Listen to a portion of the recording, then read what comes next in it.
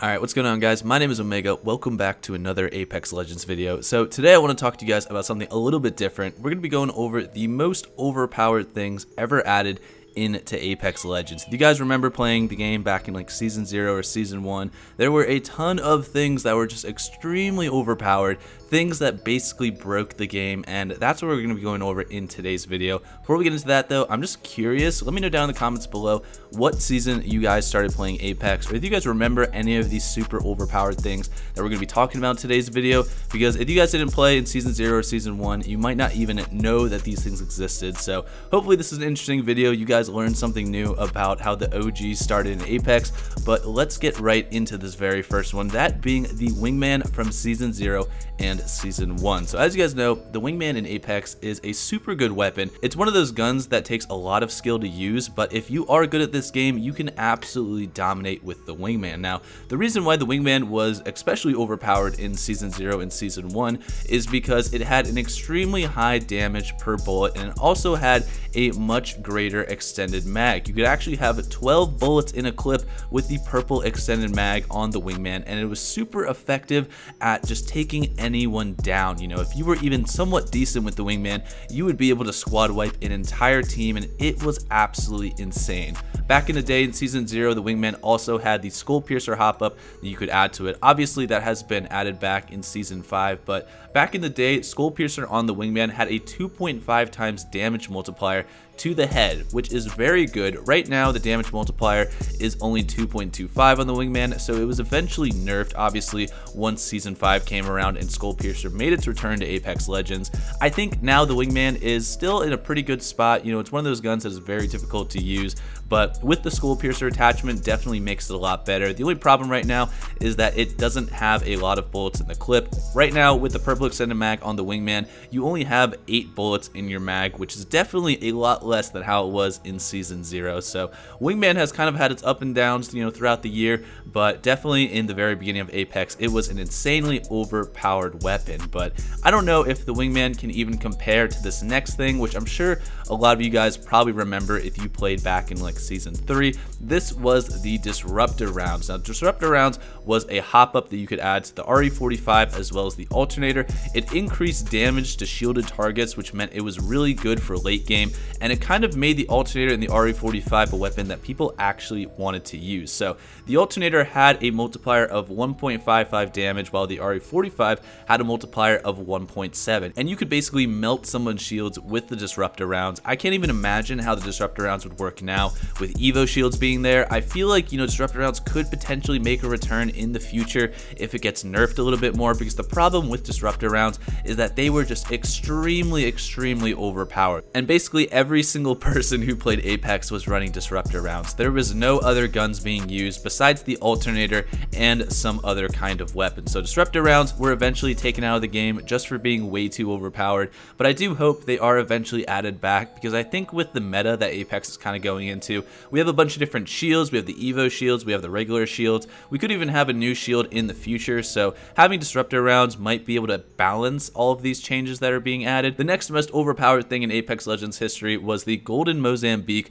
from April Fools of 2020. Now, this was only available for one day. No one knew this was actually coming out, and it was kind of more of just an April Fool's joke, but personally I think that the golden Mozambique could have easily just been added into the game as just a regular weapon. This version of the Mozambique actually had 9 clips in one magazine, and you could fire it a lot faster than the regular Mozambique, so it did a ton of damage. People were just absolutely massacring each other with the golden Mozambique on April Fools, and a lot of people were saying, you know, this is a really fun gun to use. No one ever uses the Mozambique normally, so having a kind of buffed Mozambique in the game was a lot of fun for people, and it was definitely one of the most overpowered weapons ever added to the game for only a single day. We haven't had the golden Mozambique come back at all, so hopefully, you know, next April Fools or maybe eventually in the future, the Mozambique might get a better buff where it's actually useful in the game. But that golden Mozambique was just insane, man. You could destroy people with that gun.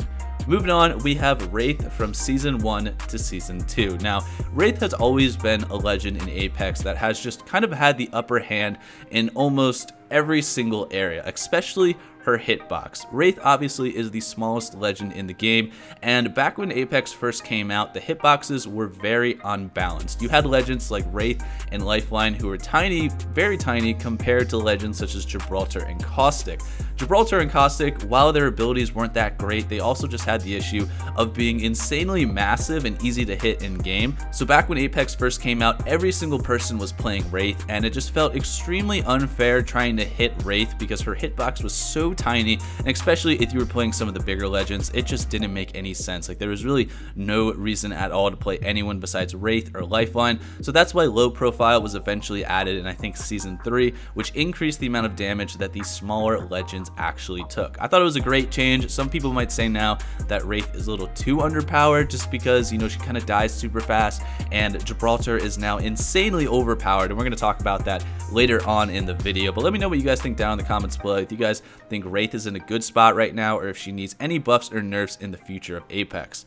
Moving on though, we have the Devotion / Havoc with Turbocharger and Extended Energy Mags. One of the craziest things ever added into Apex Legends, and personally, like, I thought that the Devotion was an insanely good gun. If you guys just started playing in Season 5, you might not even know that Devotion used to just be a regular weapon that you could find laying around on the ground, and you can add attachments to it, including the Turbocharger and the Extended Energy Mags, which are both available in Season 3 of Apex. The Turbocharger basically decreased the amount of time it took for these weapons to charge up, so the Devotion and the Havoc would be able to fire at their fastest speed at the fastest time. Plus, with the Extended Energy Mags, you could have so much more bullets in your clip, so accuracy at this point didn't even matter. You know, as long as you had a Havoc with purple extended mags and a Turbocharger, you were going to completely melt people's faces off. And I know the Havoc has kind of had a few nerfs recently, but I don't think the Havoc has ever been as overpowered as it was with the Turbocharger and the Extended Energy Mags. In Season 4, the Extended Energy Mags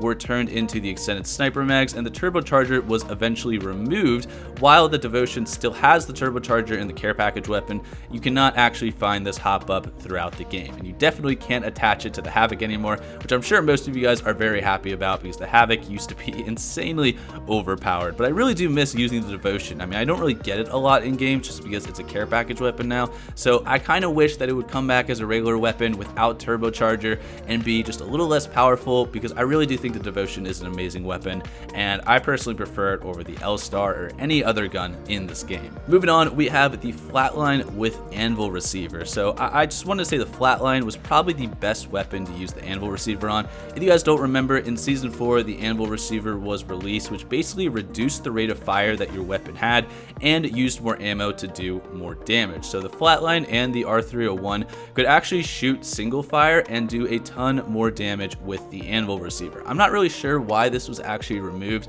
I thought the Flatline with Anvil Receiver was very good, and especially during that time when a lot of people were using snipers. You know, we had a ton of new snipers released, including the Sentinel. It really made a lot of sense to have an assault rifle that could actually hit people at long range that wasn't the Hemlock. So, you know, being able to run with a Flatline or an R301 and to mow people down at close range, but also have that Anvil Receiver to do some decent damage at long range, in my opinion, made the weapon just extremely powerful. But apparently Apex, they didn't really see the direction that Anvil Receiver was going in the game. So in Season 5, they removed it and brought back the Skull Piercer hop-up. I would love to see the Anvil Receiver return in some way to the game.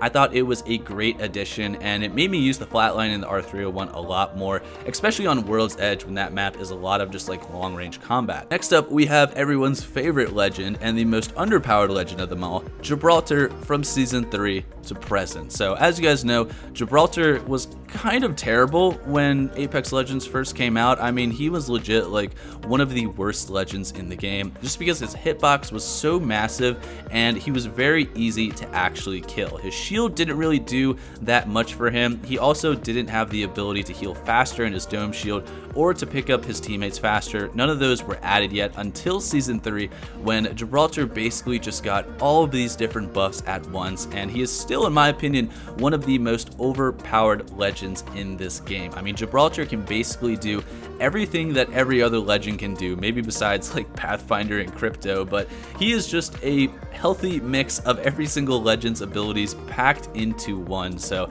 I think Gibraltar is one of the most overpowered legends right now. With the new additions that Lifeline is going to be getting with her buffs, I think she might be top tier next. Gibraltar is still probably always going to be top 3 just because he takes so much less damage compared to the other legends, and with Wraith, Lifeline, I think Loba might actually be low profile. They take increased damage, so it's kind of just a back and forth of balancing with these legends. I still think Gibraltar could use a little bit more of a buff because it just seems like I can never like 1v1 a Gibraltar unless I'm Revenant. Revenant is like the only counter to that big boy, so hopefully something gets added soon in the game that will help me murder these Gibraltars because I'm struggling right now, man. It is very tough out there. But finally, I just want to talk to you guys about the very last overpowered thing that has been added into Apex Legends, and that was the Peacekeeper in Season 1. So as you guys know, recently the Peacekeeper has transitioned from a regular weapon into a care package weapon. It was actually switched out for the Mastiff, which I was very surprised about.